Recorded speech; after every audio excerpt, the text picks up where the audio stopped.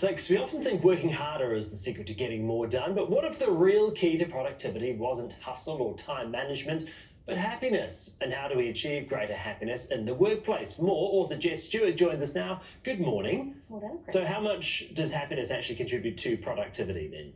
Massively. We tend to think it's more about time management, energy, and we often overlook happiness. But according to the Oxford Business School out of the UK, 13% is the productivity lift we get when we're happy. Right, so what's the difference between happiness and satisfaction at work? Yeah, that's a good question. So happiness tends to increase our focus, our energy, our resilience, our relationships. So being satisfied at work contributes to that, but it's also about a lot more than that.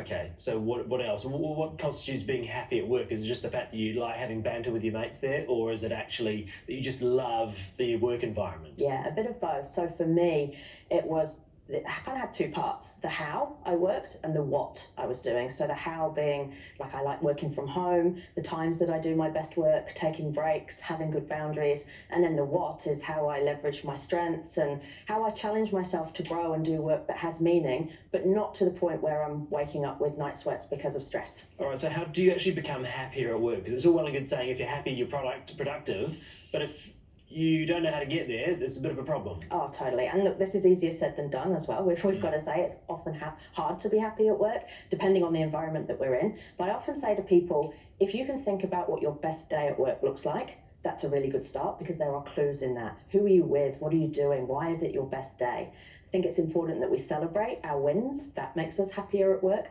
Taking breaks regularly makes us happy at work, and doing work that matters. So work that gives us meaning, that aligns to our values, all of those things help contribute to being happier at work. So you've said a couple of things: taking breaks, working from home. These are things that employers might say, actually, you might well be happy and more productive, but actually I just need you to be there doing the work. Yeah, that's the thing, right? If we are happier, we do more better work.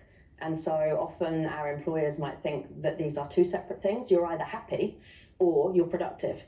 And what the research is suggesting is actually happiness leads to productivity. So positive psychology research suggests that actually happiness leads to success rather than the other way around. So what are your top tips for actually trying to achieve happiness in the workplace?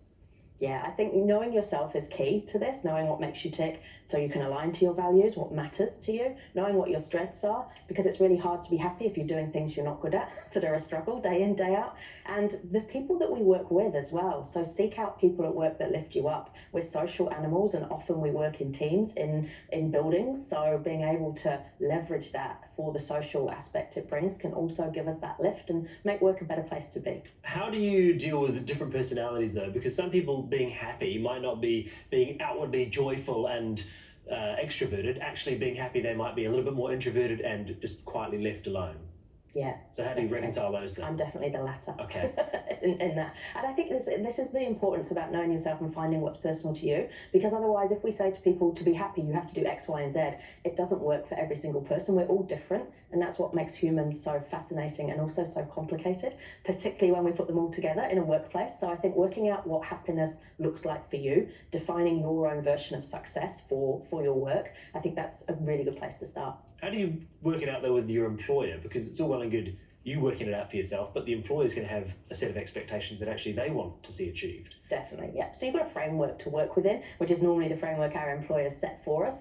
But I think the conversation we should be having with our employers is not about how do I become more happy and well because it's good for me, but how do you get more out of me at work? So it becomes a productivity conversation. And what we tend to find is they're the conversations that our employers will be more keen to listen to and understand more as well, because we're talking about the same thing. It's how we frame it.